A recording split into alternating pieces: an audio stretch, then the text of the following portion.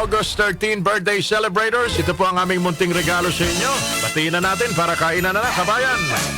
Maligayang kaarawan sa mga sumusunod. Aba, si Barangay Captain Engineer Ethan Gutierrez ng Bayanan Muntinlupa. Abay, Kapitan Ethan Gutierrez, maligayang kaarawan po. Ito na naman sila ang Mustang Brotherhood Club. Magpapauga ba ngayon si Kapitan Ethan? John Lloyd Tusok Capardo. Maligayang kaarawan, John Lloyd, JL. Magbati mula kay Carlos Capardo. Wala hong anuman. Maligayang kaarawan din kay Lisa Espinosa.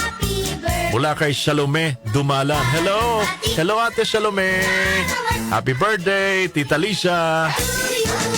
Tita, parang kilalang kilala ko. Happy 12th birthday, bata-bata. Alexis Carlisle Abesamis. Alexis, happy birthday. Ganon din mga kababae kay Florabel Mendoza ng Bulacan, Bulacan. Gandang umaga po sa mga taga Bulacan, Bulacan. Namiss ko na dyan ang pinalundag na bulig.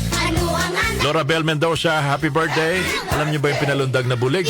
Masarap yan.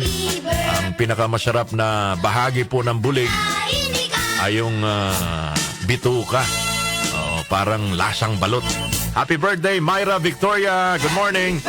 Ruel Robinson ng Hagonoy, Bulacan. Maligayang kaarawan din sa iyo. Ruel, enjoy your day because it's your birthday. Sinong kasabay nyo nagdiriwa ng kaarawan ngayon, mga kababayan? Aba, the late Ike Lusada, the legendary. Ike Lusada celebrating his birthday today. Happy birthday. Alright.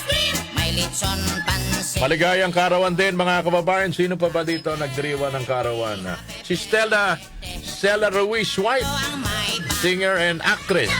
Sige, balikan natin ang kasaysayan ng ating bansa. Ngayong araw na ito, August 13, 1898. Sinasabi ko kanina, nagsimula ang Battle of Manila, which was part of a series of battles for the occupation of Manila during the Spanish-American War. Pero itong away, itong gera ng kunwari Amerika at ng mga Kastila ay stage lang.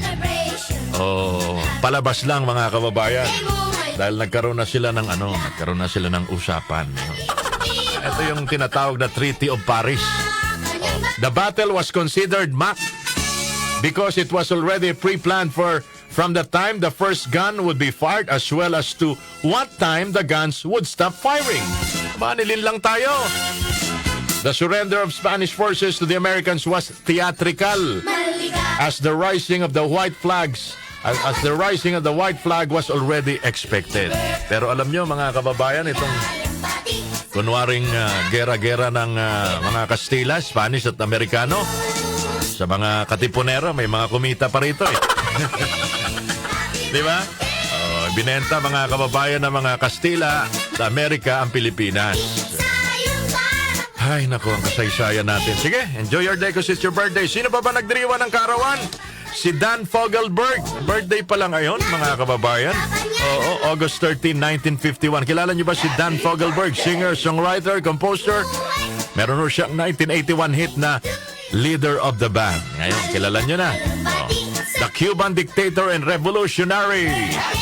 August 13, 1926, the late Fidel Castro. Birthday din today, mga kababayan. Sige, sa lahat po naman nagdiriwa ng kaarawan, i-enjoy niyo po ang araw na ito dahil it's a special day for you.